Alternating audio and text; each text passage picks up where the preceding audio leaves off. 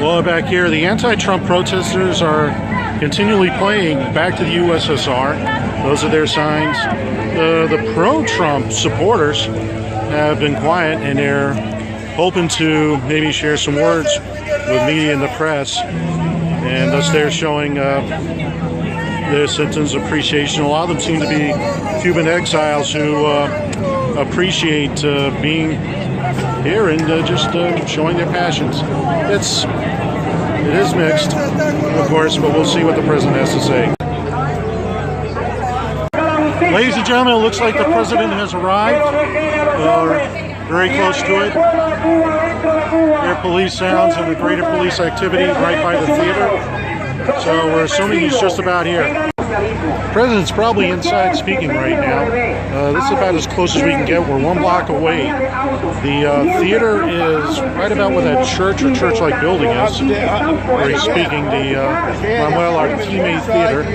This is the Little Havana section of Miami. Currently, I'm standing at the corner of West Flagler Street and West 9th Avenue in Miami. Still a continual coverage of President Trump's visit today, June the 15th, 2017, here in Miami, Florida. It's kind of noisy. There's a lot of discussions going around, a lot of commentary, people speaking one-on-one. Overall, the environment's remaining very civil, I must say. There hasn't been any real incidents of violence. Something accidentally fell off a cart. That's what that bang was. No violent incidences, I'm proud to report. And just going to pan here around, close to the pro-Trump and close to where he's speaking. And you can see a little bit of the anti-Trump demonstrators in the background. It was a slight interruption to the broadcast. We just keep an idea. We'll keep you posted with what's going on. So that's the situation here. Get a better view. Still waiting to learn more about where the president is at the moment. Probably inside, dressing the select group that is within the perimeters of the theater. Sorry, we had a brief interruption here. We're recontinuing. And one other thing, thank you. I'm sorry. Thank you. Now, this is an amazing community. The Cuban American community. So much love. I saw that immediately. Thank you, darling. Oh, do I love you too. What you built here, a vibrant culture, a thriving neighborhood, the spirit of adventure is a testament to what a free Cuba could be. And with God's help, a free Cuba is what we will soon achieve.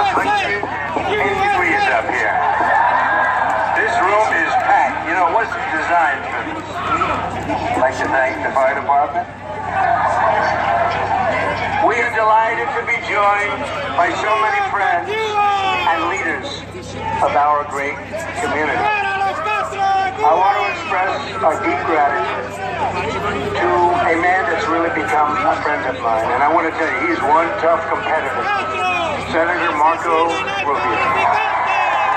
Great guy.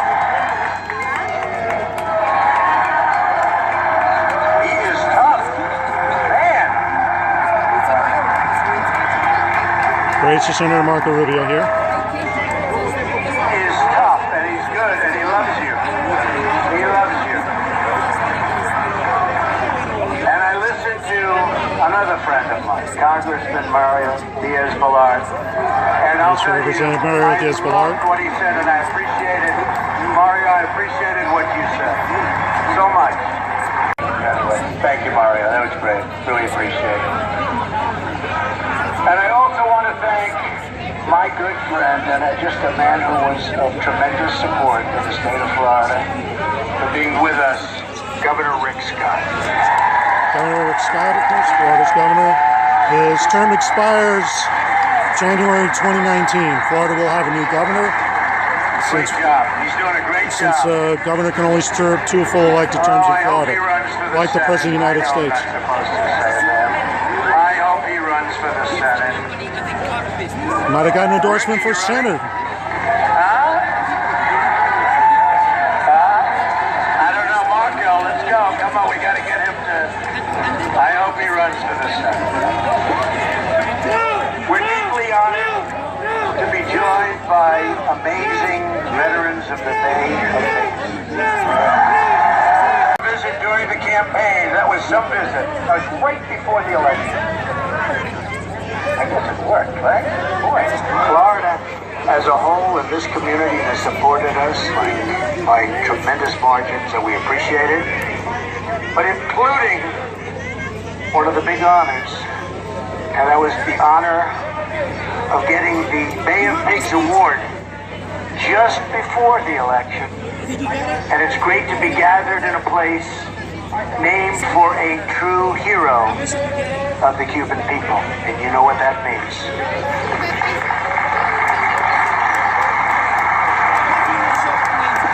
I was also looking forward to welcoming today 2 people who are not present. Jose Daniel Ferrer and Berta Soler were both prevented from leaving Cuba for this event. So we acknowledge them. They're great friends, great help. And although they could not be with us, we are with them 100%. We are with them, right? Finally, I want to recognize everyone in the audience who has their own painful but important story to tell about the true and brutal nature of the Castro regime. Brutal. We thank the dissidents, the exiles, and the children of Operation Peter Pan. You know what that means. And for justice. And we want to thank you all for being a voice for the voiceless. You're a people. It's voiceless, but you are making up the difference, and we all want to thank you. This group is amazing. Just an incredible, you are an incredible group of talented, passionate people. Thank you. Incredible group of people. Many of you witnessed terrible crimes committed in service of a depraved ideology. You saw the dreams of generations held by captives. And just literally, you look at what happened and what communism has done. You knew faces that disappeared, innocents locked in prisons, and believers persecuted for preaching the Word of God. You watched the women in white, bruised, bloodied, and captured on their way from Mass. You have heard the chilling cries of loved ones or the cracks of firing squads piercing through the ocean breeze. Not a good sound. Among the courageous Cuban dissidents with us on stage here today are Carrie Roque, who was imprisoned by the Castro regime 15 years ago. My President, thank you, Marco Rubio, Mario Diaz-Balart, thank you to all the men and Cubans who fight, no matter what the times could be, for the Cuban liberty on behalf, Mr. President, on behalf of the Cuban people, the people inside my eyes, my homeland, thank you, and we appreciate your love.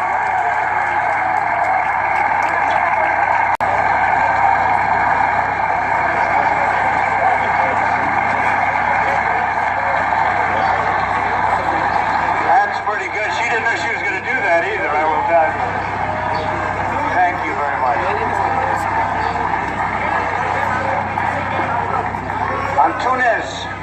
imprisoned for 17 years. Where is it?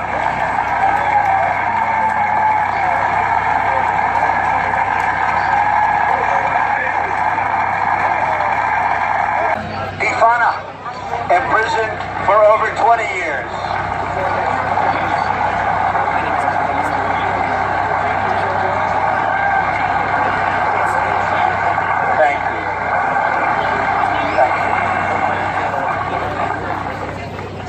Very brave people. The exiles and dissidents here today have witnessed communism destroy a nation. Just as communism has destroyed every single nation where it has ever been tried.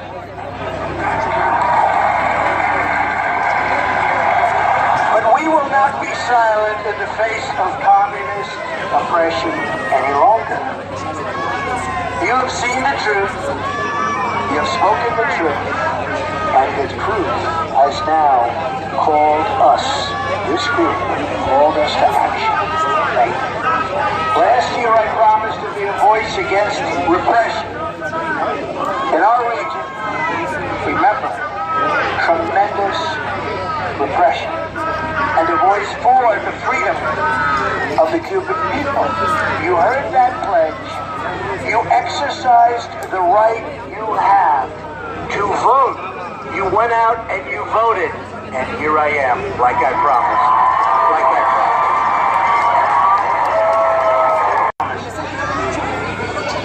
Sometimes in politics they take a little bit longer, but we get there. We get there. Don't we get there? You better believe it, Mike. We get there.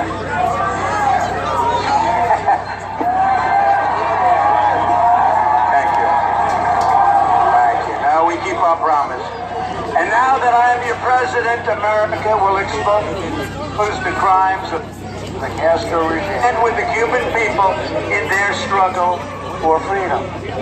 Because we know it is best for America to have freedom in our hemisphere, whether in Cuba or Venezuela, and to have a future where the people of each country can live out their own dreams.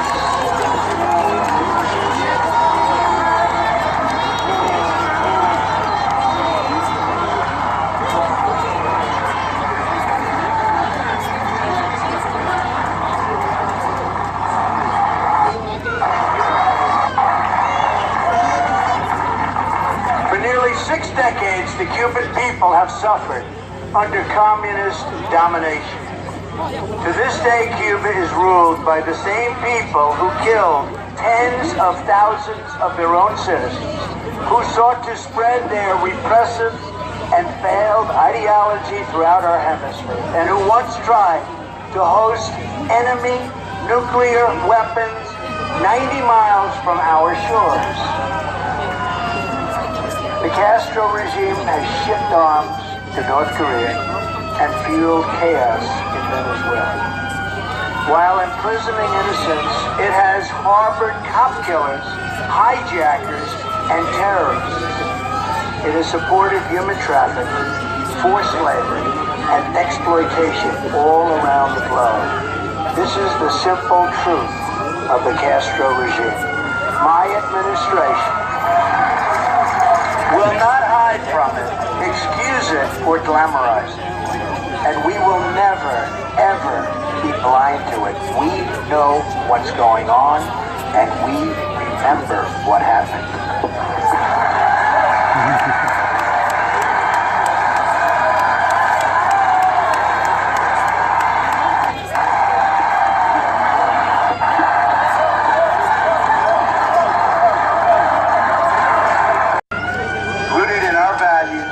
Shared interests and common sense. I also said countries should take greater responsibility for creating stability in their own regions. It's hard to think of a policy that makes less sense than the prior administration's terrible and misguided deal with the Castro regime. I don't have any cash. No cash. Well, you have to say the Iran deal was pretty bad also. Let's not forget that beauty. They made a deal with the government that spreads violence and instability in the region. And nothing they got. Think of it. Nothing they got. It's for everything, and we just didn't fight hard enough. But now, those days are over. Now we hold the cards. We now hold the cards. The previous administration's easing of restrictions on travel and trade does not help the Cuban people. They only enrich the Cuban regime. I'll move over here.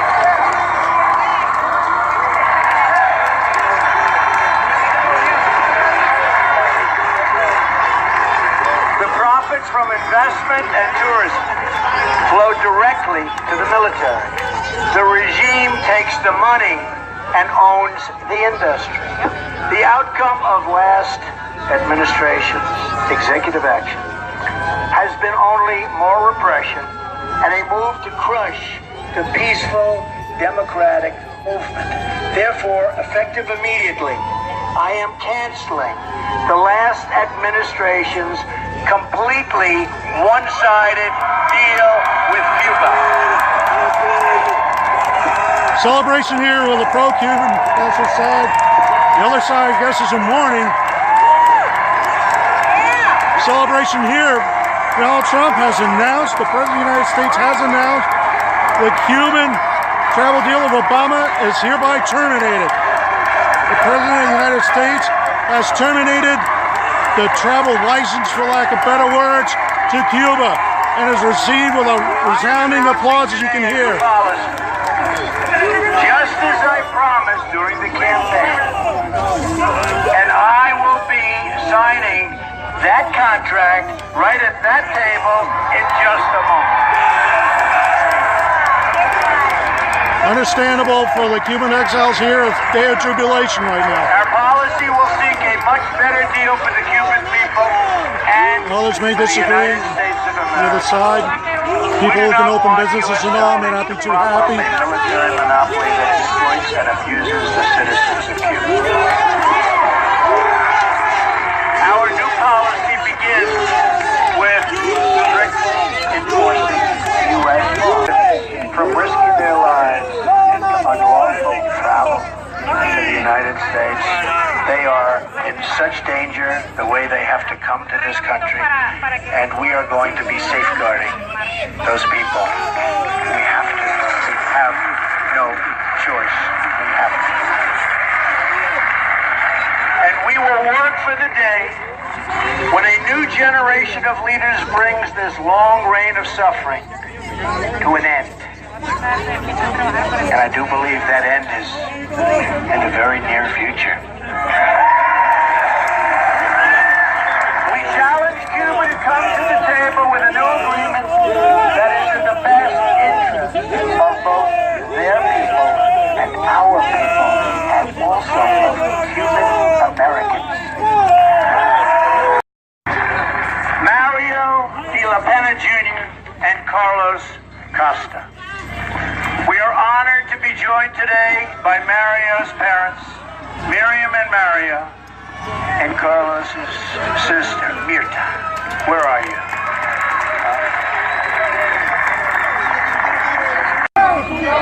Those are great parents who love their children so much. What they've done is just an incredible thing. What they represent.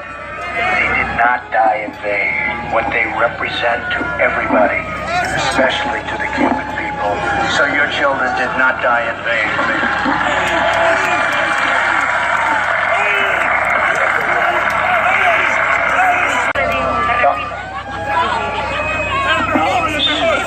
Will end. You have no choice. It will end.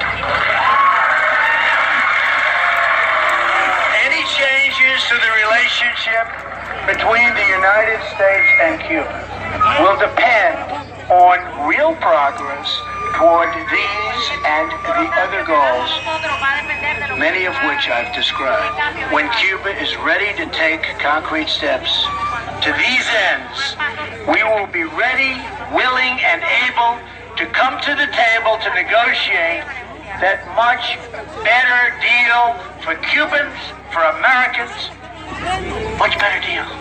And a deal that's fair. A deal that's fair. And a deal that makes sense. Our embassy remains open in the hope that our countries can forge a much stronger and better path. America believes that free, independent, and sovereign nations are the best vehicle for human happiness, for health, for education, for safety, for everything. We all accept that all nations have the right to chart their own paths, and I'm certainly a very big believer in that. So we will respect Cuban sovereignty, but we will never turn our backs on the Cuban people. That will not happen. Special sympathy has grown between this land of the free and the beautiful people of that island, so close to our shores and so deeply woven into the history of our region. America has rejected the Cuban people's oppressors. They are rejected. Officially today, they are rejected. A source of strength, and our flag a symbol of hope. I know that is exactly what it represents to you. It represents the same to me. It represents the same to all of us. And that is what it was to a little boy, Luis Osna. You ever hear of Luis? Became very famous, great talent. Just 8 years old when Fidel Castro seized power. At the time, Luis's father was the police chief in Santiago de Cuba. You know Santiago? Yeah? Oh, they know Santiago. Just days after Fidel took control, his father was one of 71 Cubans executed by firing squad near San Juan Hill at the hands of the Castro regime. Luis buried his grief in his great love of music. He began playing the violin so brilliantly and so beautifully. Soon the regime saw his incredible gift and wanted to use him for propaganda purposes.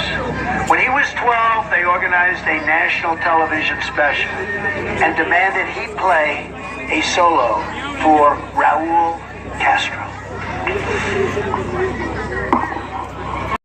To fetch Luis from his home. But Luis refused to go.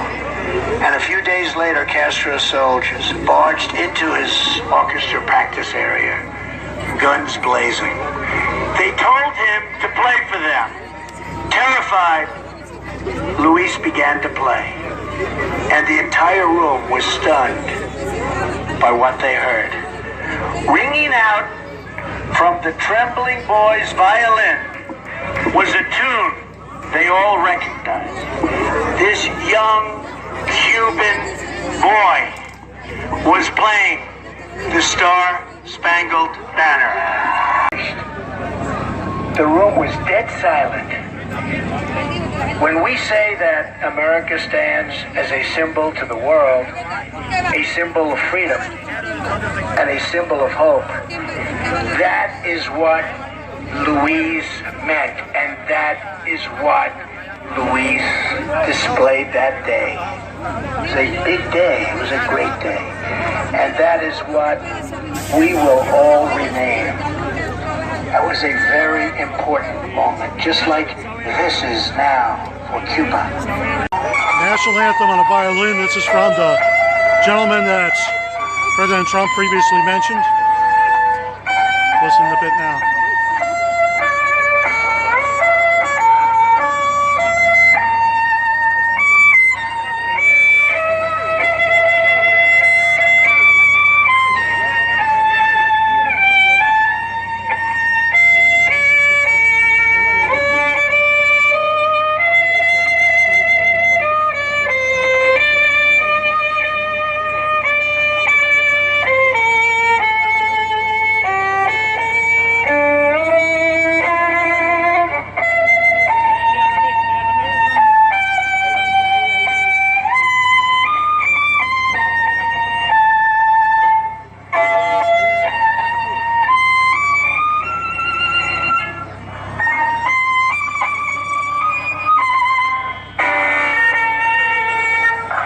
President is signing the executive order right now, rescinding the President Obama's original opening of Cuba to travel, and certainly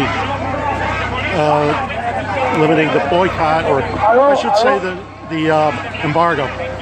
President Trump is just about concluded now. This will conclude Advanced Media's coverage of President Trump's speech here in Miami on the day that he announced that the travel restrictions and embargo that were suspended by President Obama's executive order have now been reinstated. Well, I'm ending the day here, like so many others in the media, here at Versailles Restaurant, which is in Miami's Little Havana section.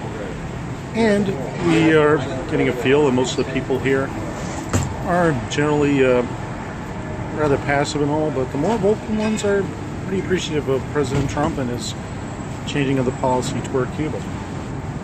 So we'll just end the day with this and leave Versailles right here. So many other media companies are doing the same. I'm Daryl Hauser.